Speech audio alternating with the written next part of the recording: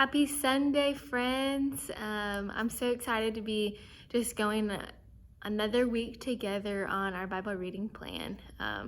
Honestly, when I think about Bible reading plans, it has been such a fruitful practice that I've adopted in my own life, and getting to do it as a church family is it's really fun for me.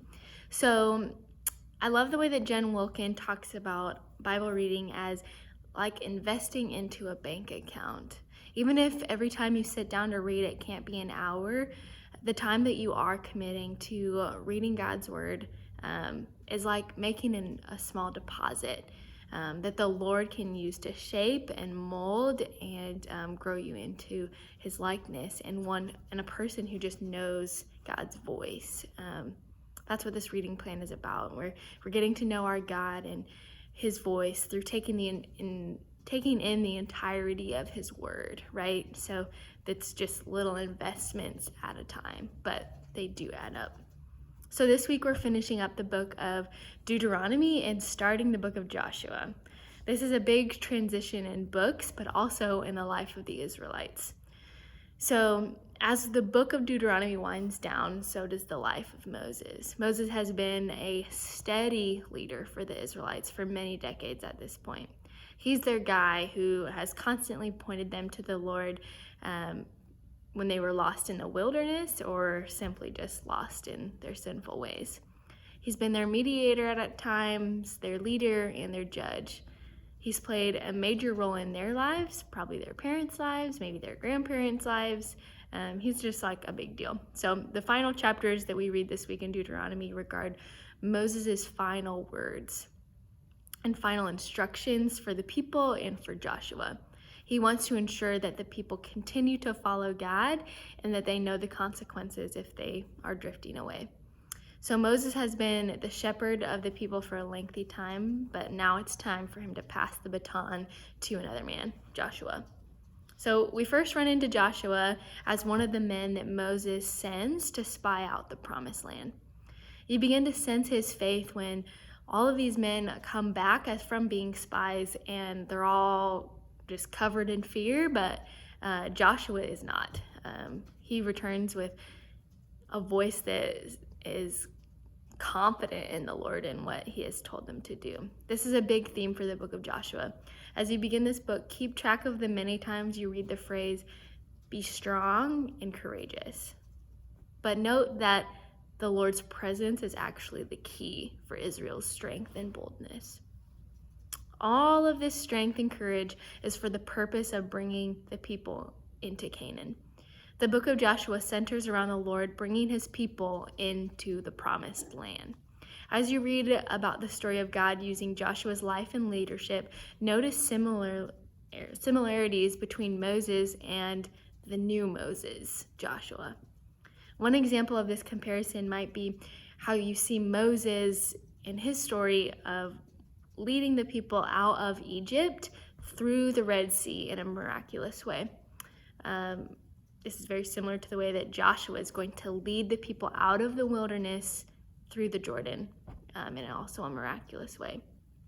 So the chapters we're reading in the book of Joshua can be broken up into 3 sections. So chapters 1 through 5 is all about Joshua taking the role of leadership and living it out.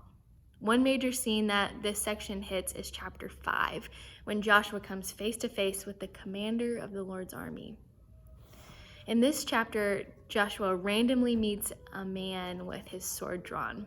Taken aback, Joshua asks, "Are you for us or for our enemies?"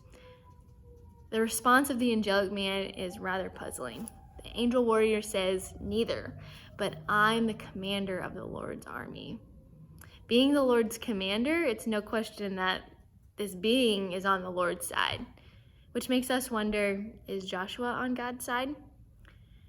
So this leads us to the conclusion that this story isn't about Israel versus the Canaanites, but it's God's battle and plan that Israel can play a part on if they are faithful to God. So that's chapters 1 through 5. Chapters 6 through 12 are all about the battles with the Canaanites. First with Jericho, highlighting God's faithfulness. In this battle, it's amazing to see how Israel actually obeys. They do exactly what God calls them to do, and they find victory. Chapter 6 shows that God is faithful, while chapter 7 and 8 shows that Israel is not. Chapter 7 and 8 show Israel's failure through the battle of Ai. It begins with an Israelite, Achan, who steals from Jericho some of the devoted things and then lies about it. They were specifically told by God not to keep any of the devoted things for themselves. All that was left in Jericho was to be either devoted for destruction, or if it was silver or gold, it was to go into the treasury of the Lord. So when Achan steals some of the devoted things for himself, Israel is defeated by their next enemy, Ai. His sin and deceit leads the people to failure.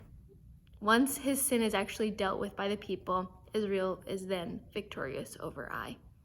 The point, Israel's obedience is required to enter into the land. So the next section that our reading hits is 13 through 22. This section is all about Joshua dividing up the land to the different tribes of Israel.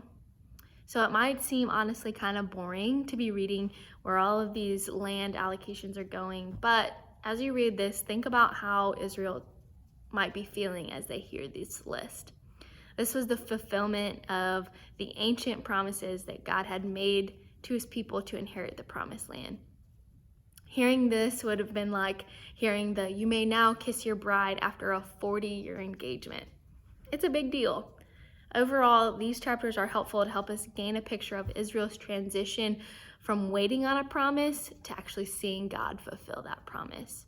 This should bring us into praise and worship of God because he makes good on his promises, right? So especially as we wait to enter into our eternal promised land, we can look back on the Israelites and see how God has certainly done this in the past, and he will make good on his promises one day. Enjoy reading, friends.